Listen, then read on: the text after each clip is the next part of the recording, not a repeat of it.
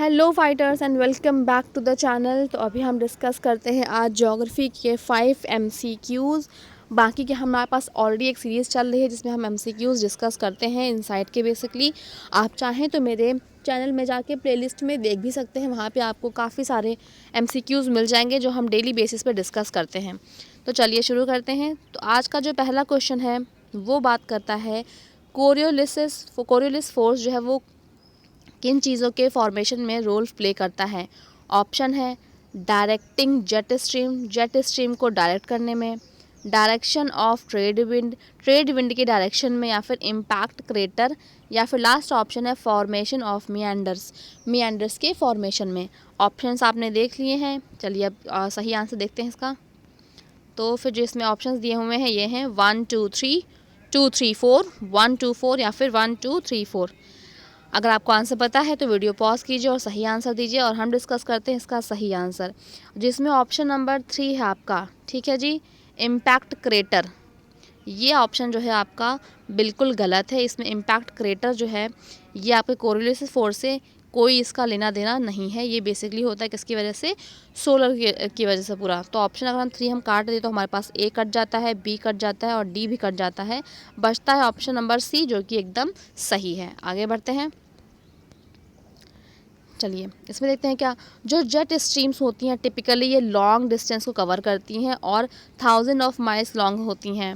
ये क्या करती हैं, ये कभी कभी डिसकॉन्टीन्यूअस भी होती हैं और कभी कभी मियंडर भी फॉर्म करती हैं अक्रॉस द एटमॉस्फेयर। जो मियंडर्स होते हैं जेट स्ट्रीम में ये थोड़े से स्लो होते हैं बाकी के आसपास के एयर की वजह से, और इस वजह से इनको हम रूज बाय वेव्स कहते हैं। याद रखिएगा। ये जो है थोड़ा सा स्लो इसलिए चलती हैं क्योंकि ये कॉज्ड होती हैं कोरियोलिस इफेक्ट के द्वारा, और ये वेस्ट में टर्न हो जाती हैं जिसकी वजह से होता क्या है वो एयर को फॉलो कर सके जिससे वो चल रही हैं अभी तक। जो कोरियोलिस फोर्स है वो क्या करता है, वो विंड को डिफ्लेक्ट करता है राइट डायरेक्शन में जब ये होती है नदर्न हेमिस्फीयर में, और लेफ़्ट में डिफ्लेक्ट करती है जब होता है ये सदर्न हेमिस्फीयर में। जो कोरियोलिस फोर्स है वो एक तरह से आपका एक्ट करता है फ्लूइड वाटर पे कि इसको डिफ्लेक्ट करता है, जैसे कि वो डिफ्लेक्ट करता है विंड को। और ये किसकी वजह से होता है, ये कॉज करता है एक तरह से रिवर्स टू मियंडर्स में।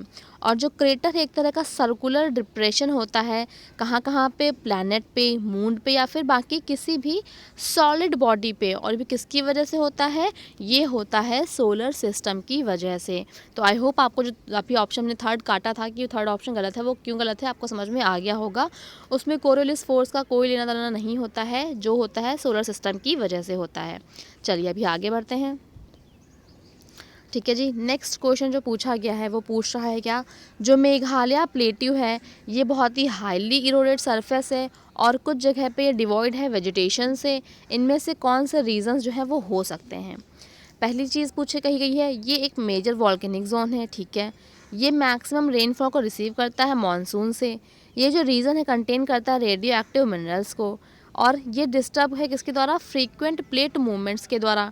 अगर सही ऑप्शन पता है तो वीडियो पॉज कीजिए और आंसर दीजिए। तो आंसर की बात हम करें अगर, तो पहला ऑप्शन बिल्कुल गलत है, ये किसी वॉल्केनिक जोन में नहीं आता है। सेकेंड जो ऑप्शन है मैक्सिमम रेनफॉल, इसको हम कंसीडर ना कर सकते हैं, चलो भाई ऐसा हो सकता है। ये जो रीज़न है कंटेन करता है रेडियो एक्टिव मिनरल्स को, देखो ऐसा तो नहीं है। और जो थर्ड ऑप्शन है disturbed by frequent plate movement, ऐसा भी नहीं है। तो ले दे के हमारा जो ऑप्शन नंबर 2 है वो सही होता है। आगे बढ़ते हैं इसमें हम। ये जो एरिया है मतलब मेघालय का जो एरिया है मेघालय प्लेट्यू का, ये मैक्सिमम रेनफॉल को रिसीव करता है फ्रॉम साउथ वेस्ट मानसून। इसके फलस्वरूप होता क्या है, जो मेघालय प्लेट्यू है काफ़ी हाईली इरोडेड सरफेस है, और जो चेरापूंजी है ये एक तरह से डिस्प्ले करता है बेयर रॉकी सरफेस जो कि डिवॉइड है किसी परमानेंट वेजिटेशन कवर से। चलिए आगे बढ़ते हैं। जो नेक्स्ट क्वेश्चन है वो बात कर रहा है क्या, वो बोल रहा है इनमें से कौन सा, मतलब इन फॉलोइंग में से कौन सा मेजर डिफरेंस है बिटवीन जो मिट्टी पाई जाती है पेनिनसुलर इंडिया में और नदर्न इंडिया की मिट्टी में, कौन से मेजर डिफरेंसेस हैं। चलिए अब ऑप्शन पढ़ना शुरू करते हैं। जो सॉइल पाई जाती है हमारे पेनिनसुलर इंडिया में वो हाईली प्रोडक्टिव है। वहीं अगर हम बात करें नदर्न इंडिया वाली सॉइल की तो वो लार्जली अल्कलाइन है और अनप्रोडक्टिव है। ऑप्शन नंबर 1 ये कहता है। ऑप्शन नंबर 2 ये कह रहा है क्या, जो सॉइल है हमारे नदर्न इंडिया की वो क्या है, वो वॉल्केनिक ओरिजिन से बनी है, वहीं अगर जो पेनिनसुलर इंडिया की सॉइल है वो जियोसिंक्लाइन ओरिजिन से है। आगे बढ़ते हैं। अभी इसमें ऑप्शन और दिया हुआ है, क्या ऑप्शन दिया गया है, क्या जो सॉइल है पेनिनसुलर इंडिया की वो मेनली फॉर्म की गई है किसके द्वारा, decomposition of rocks in Situ के द्वारा। वही जो नदर्न इंडिया की सॉइल है वो mainly deposit work of reverse के द्वारा बनी हुई है। अगर आपको सही आंसर पता है तो वीडियो पॉज कीजिए और सही आंसर दीजिए, बाकी हम डिस्कस करते हैं इसका सही आंसर। तो सारे ऑप्शन देखने के बाद जो ऑप्शन नंबर आपका सी है ये सही है, ठीक है जी, ये ऑप्शन नंबर सी जो है बिल्कुल सही है। आगे बढ़ते हैं, क्यों सही है आखिरकार। जो आपकी सॉइल है पेनिनसुलर इंडिया में ये फॉर्म की गई है decomposition of rocks in Situ, मतलब कि क्या, ये डायरेक्टली बनी है कहाँ से, अंडरलाइंग रॉक से।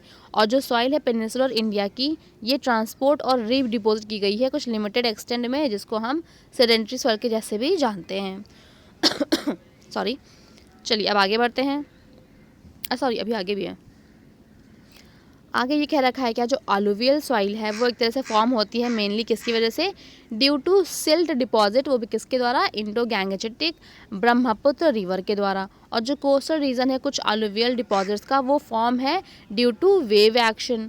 जो रॉक्स है हिमालयाज की वो क्या है, वो पेरेंट मटेरियल है, ठीक है जी। इस तरह से जो पेरेंट मटेरियल है इन मिट्टी का वो ट्रांसपोर्टेड वो इसका ट्रांसपोर्टेड ओरिजिन है। चलिए अब इसके नेक्स्ट क्वेश्चन बढ़ते हैं, सेकंड लास्ट है ये। क्वेश्चन पूछा गया है क्या, डिफरेंस बताना है मिक्स्ड क्रॉपिंग और मिक्स्ड फार्मिंग में। ऑप्शंस आपके सामने हैं। जो फार्मर इन्वॉल्व होते हैं बोथ ग्रोइंग क्रॉप और लाइव स्टॉक में, ठीक है। वहीं जो इसके बाद मेनली लाइक इस पे करते हैं इंटर क्रॉपिंग पे। और साथ ही साथ जो एक फार्मर है वो डन करता है कुछ स्मॉल ट्रैक्ट्स को, लैंड के कुछ ट्रैक्ट्स को किसके द्वारा, मार्जिनल फार्मर्स के द्वारा। वहीं पे जो लेटर है वो डन किया जाता है लार्ज लैंडलॉर्ड्स के द्वारा। मतलब क्या, जो इसमें मिक्स्ड क्रॉपिंग है उसमें होता क्या है, क्रॉप को भी ग्रो किया जाता है और लाइव स्टॉक को भी किया जाता है। वहीं मिक्स्ड फार्मिंग में क्या होता है, ये केवल इंटर क्रॉपिंग पर डिपेंड रहते हैं। ऑप्शन नंबर 1 ये कहता है। और ऑप्शन नंबर 2 ये कहता है कि जो पहला ऑप्शन है मतलब जो मिक्स्ड क्रॉपिंग है ये डन की जाती है कुछ छोटे से लैंड पे, और वहीं जो आपका मिक्स्ड फार्मिंग है ये बड़े लैंड लॉर्ड्स के द्वारा या फिर बड़े लैंड होल्डर्स के द्वारा की जाती है। चलिए अभी ऑप्शन देखते हैं इसके, 1, 2, बोथ और नन। सही आंसर पता है तो वीडियो पॉज कीजिए और सही आंसर दीजिए, बाकी हम डिस्कस करते हैं इसका सही आंसर। तो दोनों के दोनों ही ऑप्शन गलत हैं, जस्ट इसको उल्टा कर दिया गया है। और उल्टा कैसे कर दिया गया है वो देखते हैं हम। जो मिक्स्ड फार्मिंग है इसमें होता क्या है, क्रॉप को भी ग्रो किया जाता है, साथ ही साथ लाइव स्टॉक को भी साथ में ही रियर किया जाता है। और मिक्स्ड क्रॉपिंग में क्या होता है, 2 या 2 से ज़्यादा क्रॉप जो है एक साथ उगाई जाती हैं एक ही लैंड पे। जैसे कि आप वीट ग्राम को या फिर वीट मस्टर्ड को या फिर ग्राउंडनट और सनफ्लावर को ग्रो कर सकते हो। इससे बेसिकली होता क्या है, जो एक रिस्क होता है ना कि अगर एक कोई मान लो क्रॉप आपकी फेल हो भी जाती है तो दूसरी आपकी सेफ रहेगी। चलिए अभी लास्ट क्वेश्चन की तरफ बढ़ते हैं। लास्ट क्वेश्चन, अच्छा ओके आगे भी है, मतलब आप डिफरेंट टाइप ऑफ क्रॉप को भी यूज़ कर सकते हो जिससे कि क्या हो, मैक्सिमम बेनिफिट मिल सके। जो लास्ट क्वेश्चन है हमारा आज का वो कह रहा है क्या, कुछ स्टेटमेंट्स दी हुई हैं। पहला कहा गया है Assumption and Coromos island are located in East Pacific Ocean. जो अजम्पशन और कोरोमस आइलैंड है वो ईस्ट पैसिफिक ओशन में लोकेटेड है। नेक्स्ट जो ऑप्शन है वो बात करता है 8 डिग्री चैनल सेपरेट करता है आइलैंड ऑफ मिनिकॉय और मालदीव्स को। लास्ट ऑप्शन है हम्बनतोता पोर्ट जो है वो लोकेट है northern Sri Lanka bordering gulf of Mannar में। ऑप्शन देखते हैं। ऑप्शन है हमारे पास 2, 1, 2, 1, 2, 3 और 1 और 3। सही आंसर पता है तो वीडियो पॉज कीजिए और आंसर दीजिए, हम डिस्कस करते हैं सही आंसर। तो सही आंसर है केवल ये ऑप्शन नंबर 2 कि 8 डिग्री चैनल जो है वो सेपरेट करता है island of Minicoy and Maldives को। चलिए अब इसका सही बाकी के ऑप्शन देखते हैं। क्या जो आपका अजम्पशन एंड कोरोमोस आइलैंड है ये लोकेटेड कहाँ पे, इंडियन ओशन में। और वहीं जो हम्बनतोता पोर्ट है वो श्रीलंका के एक्सट्रीम सदर्न में है, ना कि आपके नदर्न में। कहाँ पूछा गया इसमें, हाँ नदर्न में नहीं, ये एकदम एक्सट्रीम सदर्न में है। तो हमने 5 MCQs डिस्कस कर लिए हैं। अब मिलते हैं आपसे नेक्स्ट वीडियो में, तब तक के लिए bye bye and thank you.